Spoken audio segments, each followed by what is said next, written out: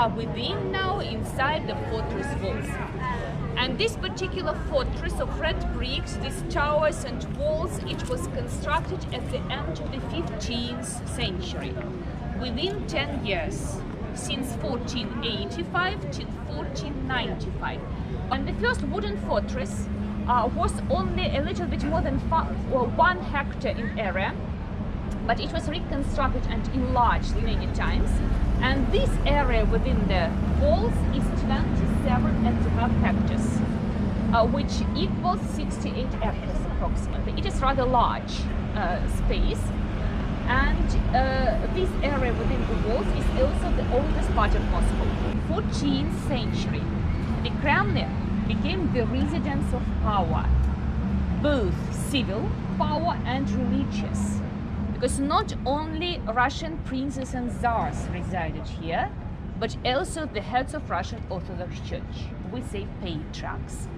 Until today we have 2 palaces here within the walls, the former royal and the former patriarchal. But till today the Kremlin is the seat of power. The president of Russia, he doesn't live here, but he walks here. And that's why we have these authorities at the entrance. And so the word Kremlin, it has 3 principal meanings. It is a fortress, it is the oldest part of Moscow, and it is the seat of power. And you see it has the same, almost the same height with this building from the opposite side, and it is the arsenal. The arsenal for keeping gunpowder, guns, cannons, and it was built here by the order of Peter the Great in the early 18th century. On its facade, the collection of cannons. Those cannons on the gun carriages, these are old Russian cannons from the 16th and 17th centuries.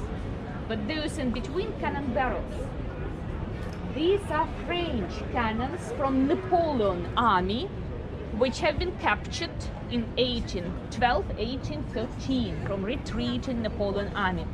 And from the historical point of view, it is absolutely unique collection, the only one in the world, because these cannons were produced not only in France itself, also in Germany, Austria, Italy, Poland, even Spain. And you can study the history of the artillery. But for Russian people, these are symbols of victory, these are military trophies, sure. Well, and the next building, which is now behind the trees, it is the most important official one, the office for the president, so we are going to this direction.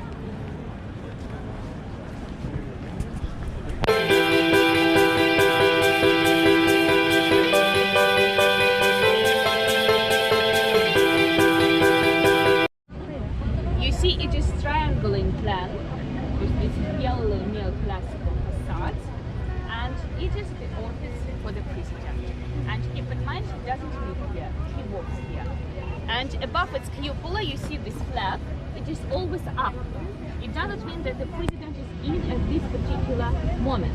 Actually, in the morning he was in, I'm sure, because there were helicopters and so on. Well, and the flag is always up, it could be half down on some mourning days, tragic days. And the building itself was constructed in the 18th century, in the 1780s. That building was constructed here in the early 1930s during the Soviet period, and unfortunately on the site of 2 monasteries. Who are they? I don't know. Well, because we have some festival of the military orchestras in Red Square for all their participants. And have a look at these cannons. These are of normal size. They were made in the 17th century and participated in the battle. And all of them weigh less than 1,000 tons. They are very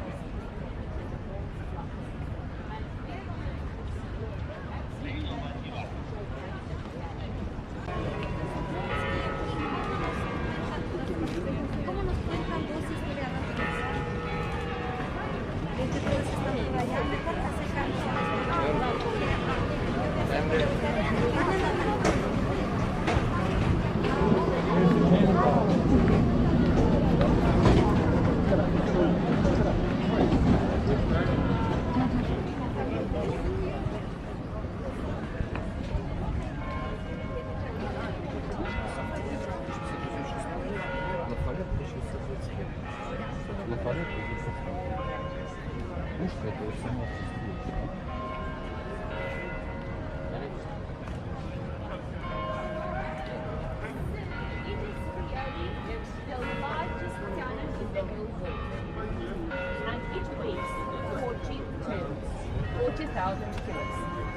And I mean, only its barrel, green bronze barrel, weighs 14 tons. Because originally it didn't have this gun carriage. The gun carriage is decorative from the 19th century and weighs 15 tons more. And the cannon is historical. It is from the 16th century. It was made in 1586 by the order of Russian Tsar Fyodor, Ivan the Terrible's son, and his portrait on a horseback you see on the surface of the cannon. Yeah.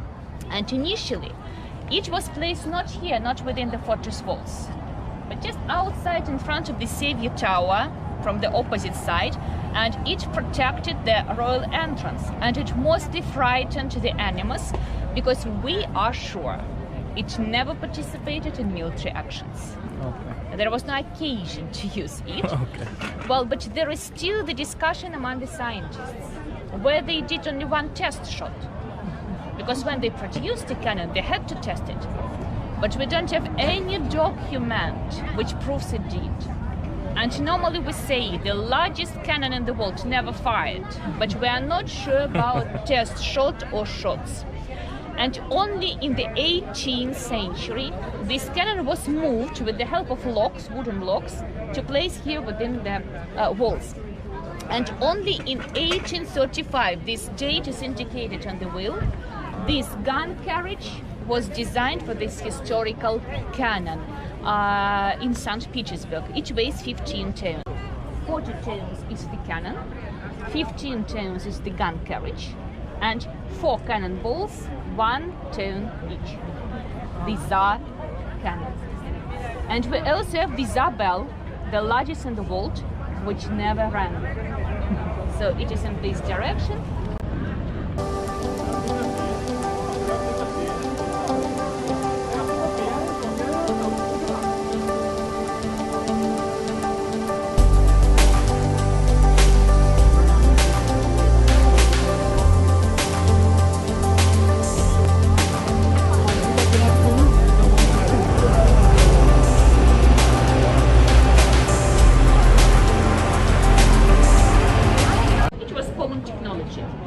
And it still lay in its casting pit because it was not very easy to raise it up at once, 200 tons. And when everything was ready to raise it up, a great fire happened here in the Kremlin. Fires are frequent. It was the residential area. There were many wooden buildings. And they extinguished fire with the aid of water, cold water. And because of uneven cooling, because of the difference of the temperatures, red hot bronze and cold water, it cracked. And you see cracks on its surface. And a piece weighing 11.5 tons broke off. You will see this piece to the right side, just in the minute. And this poor broken bell remained in its casting pit for 100 years. And only in the 19th century it was raised up.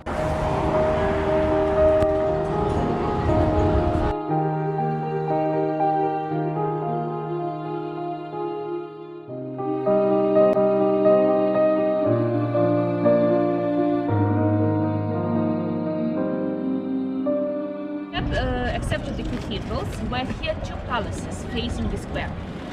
This one is the Patriarchal Palace. It was the residence for the heads of Russian Church. Well, and nowadays the Patriarch does not reside here. This palace is used as a museum, and with your tickets you can enter this museum. The entrance is from the other side, through the arches and from the other side. Well, but it is very important again to comprehend that in old Russia, a palace meant a complex of many buildings, including reception halls and living quarters and household premises, workshops and churches. And everything was connected. And so you see this cupolas over the building. It is its domestic chapel devoted to 12 apostles. It is a part of the palace. But to the left of it, You see this 3 floor. To the left again, the part with 4 floors, so different buildings are just constructed close to each other. It is classical palatial complex. And now please have a look in this direction. All the buildings now, so let me be with my back in front of you, all these buildings are different parts of the royal palace. And it is still a complex of many buildings from different periods, from the 15th up to the 19th centuries, united under a single roof, and that's why it's unique.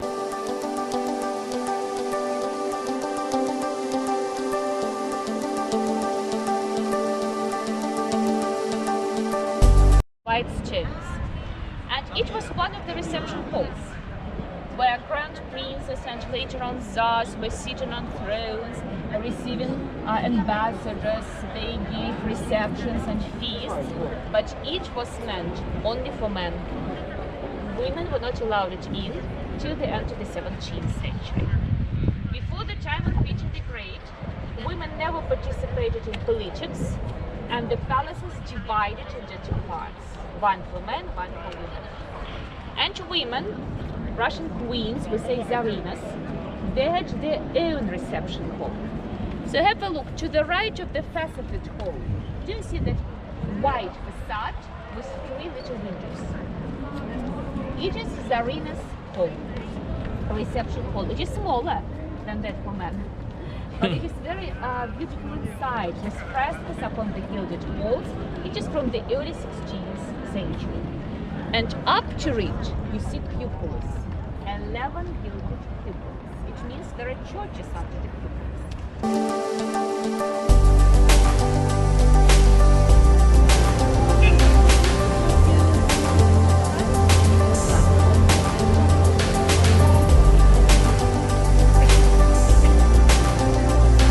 Of the dense pine wood, which once covered this particular hill when a small wooden fortress was built here in the 12th century. This fortress is from the 15th century. Well, and actually, I repeat, the area within the walls is 27.5 hectares. Well, and the walls of the fortress are more than 2 kilometers long. The height of the walls ranges from 5 up to 18 meters. From 5 to 18.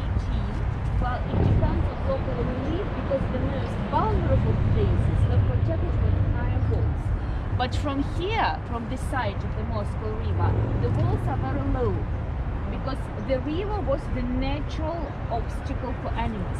And here we have walls from 5 up to 8 meters, rather low. Well, but they are wide. The walls are from 3.5 to 6.5 meters thick. For the 15th and 16th centuries, it was absolutely impregnable fortress. It was almost impossible to take it by storm. Well, this tower in front of us is secret tower. It had underground secret passage to the river in case of siege, well, to obtain drinking water. And that tower to your, in this direction here, it is pine wood tower, like the hill. And it is with this star, which means it is one of the 5 highest towers. And when the President of Russia arrives to his work by car, his car is driven through the gate of this tower.